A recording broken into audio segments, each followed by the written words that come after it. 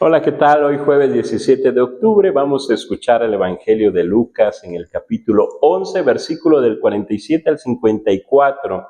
En aquel tiempo, Jesús dijo a los fariseos y doctores de la ley: «Ay de ustedes que les construyen sepulcros a los profetas que los padres de ustedes asesinaron. Con esto dan a entender que están de acuerdo con lo que sus padres hicieron, pues ellos los mataron y ustedes les construyen el sepulcro. Por eso dijo la sabiduría de Dios: yo les mandaré profetas y apóstoles, y los matarán y los perseguirán, para que así se le pida cuentas a esta generación de la sangre de todos los profetas que ha sido derramada desde la creación del mundo, desde la sangre de Abel hasta la de Zacarías, que fue asesinado entre el atrio y el altar. Sí, se lo repito, a esta generación se le pedirán cuentas. Ay de ustedes, doctores de la ley, porque han guardado la llave de la puerta del saber. Ustedes no han entrado, y a los que iban a entrar les han cerrado el paso». Luego que Jesús salió de allí, los escribas y fariseos comenzaron a acosarlo terriblemente con muchas preguntas y a ponerle trampas para ver si podían acusarlo con alguna de sus propias palabras. Palabra del Señor. Los doctores de la ley son expertos en el estudio y en la interpretación de la ley de Moisés y eran respetados por la comunidad. Los fariseos seguían lo que enseñaban los doctores de la ley y se consideraban los guardianes de la pureza religiosa. Los escribas, además de copiar y preservar los textos sagrados, enseñaban e interpretaban las sagradas escrituras. Todos estos personajes dedicados al estudio de la ley son duramente señalados por Jesús. ¿Por qué? Porque la ley de Dios, que había sido dada para el bien y la salvación de todos los hombres, hacen de ellos una carga insoportable mediante su doctrina y exposición, y también hacen una cerca que ponen alrededor de la misma, pero ellos mismos saben muy bien esquivar las obligaciones mediante interpretaciones sutiles. Por tanto, cuando viene Jesús, rechazan a Jesús.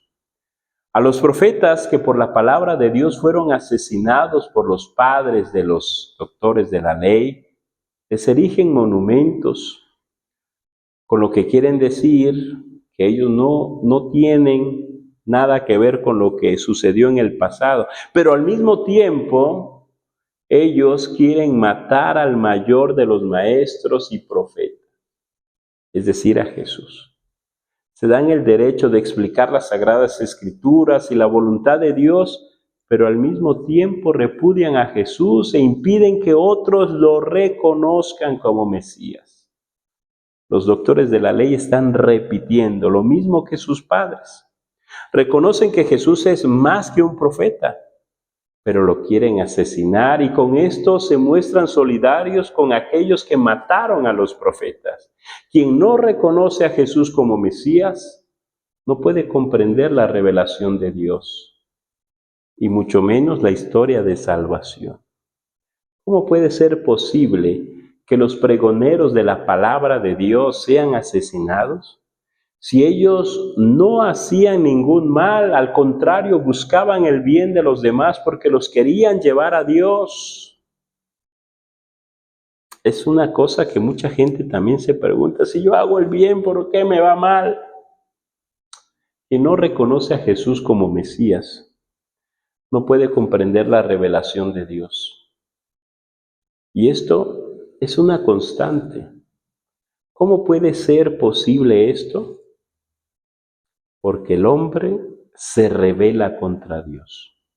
La historia de Abel, que fue asesinado por su hermano Caín, y la de Zacarías, que fue asesinado entre el templo, entre el atrio y el altar, esto nos hace ver cómo el hombre, puesto a su propio andar va creciendo en impiedad, en brutalidad, en violencia, en agresión, porque rechaza la palabra de Dios. El mismo Jesús sufre una muerte violenta, pero a cada hombre se le pedirá cuentas de todas sus acciones aquí en la tierra, porque existe la ley humana, pero también en el cielo, porque será juzgado delante de Dios. Tenemos que tener cuidado de no caer en el error de los doctores de la ley, de los escribas, de los fariseos. Nosotros tenemos que imitar a Jesús y a los profetas que anuncian la palabra de Dios, pero también denuncian las injusticias.